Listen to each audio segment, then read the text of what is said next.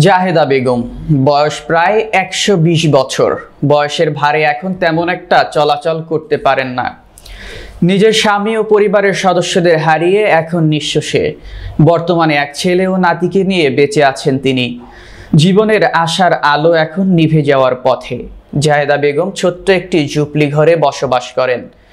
তেমন একটা চলতে না পারলেও মানুষের সাহায্যের কোনো মতে চলে তার জীবন সংসার, বলছে চাঁদপুরের কচুয়া উপজেলার সাচার ইউনিয়নের হাতিরবন্দ গ্রামের মিয়াজিবাড়ির মৃত বয়স্ক আলীর স্ত্রী জাহেদা বেগমের কথা। জানা যায় উপজেলার হাতিরবন্দ গ্রামে একটি ছোট্ট ঝুপড়ি ঘরে সেখানেই ১২০ বছরের বৃদ্ধা জাহেদা বেগমের জীবন কাটছে অবর্ণনীয় দুঃখ কষ্টে। স্বামী বস্কর আলী মৃত্যুর পর বিয়ে না করে কোনো রকমে দিন পার করছিলেন তিনি, কিন্তু ভাগ্যের নির্মম পরিহাস, পরিবারের অন্যান্য সদস্যদের হারিয়ে বিপাকে পড়েন সে। এক ছেলে বেঁচে থাকলেও দারিদ্র্যের বখাঘাতে, কিন্তু সময়ের ব্যবধানে সংসার নিয়ে ব্যস্ত হয়ে পড়েন। ফলে বৃদ্ধ মা আজ একাকী বিধ্বস্ত ঘরে বেঁচে থাকার সংগ্রাম চালিয়ে যাচ্ছেন। প্রতিবেশীরা জানান, গত কয়েক বছর ধরে কোনো রকমে ভাত জুটছে জাহেদা বেগমের।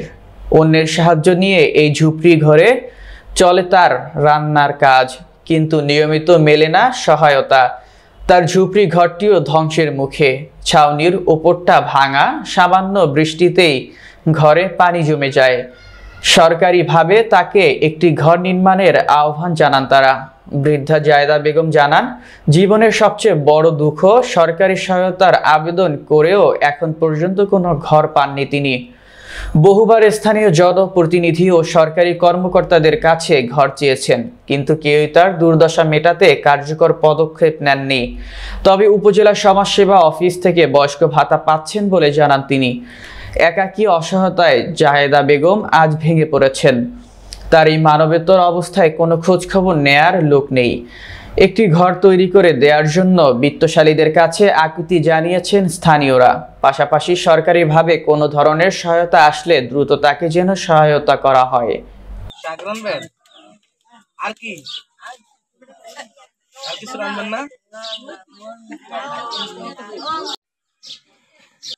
আমরা সরকারি না, আমরা বেশি খাইতে আছি। আমরা অসচেতন হয়ে গেছি।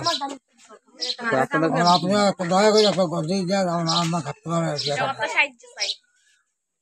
নাই। কিছু টাকা পয়সা মাইসে দিয়েছে, দুইটা চারটা টিন দিয়া তুললা দিছে। হ্যাঁ গো, পোলা ফাইনে খাইতে পারে না, লইতে পারে না, মাইসের কাজ কইরা খায়। তখন মারে কি দিব? আমরা তাই সারা জনম বড় পুত অ্যাক্সিডেন্ট হইয়া মরছে। এরপর আমার শ্বশুরে মারা গেছে অনেক বছর আগে, 3 মাস হালাইয়া দিয়া। সেই দিনের লাইলা ফাইলা খুঁজা মাই দুই দিন কে সারে।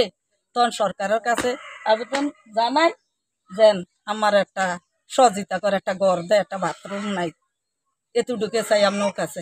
সুন্দর কথা বলছেন।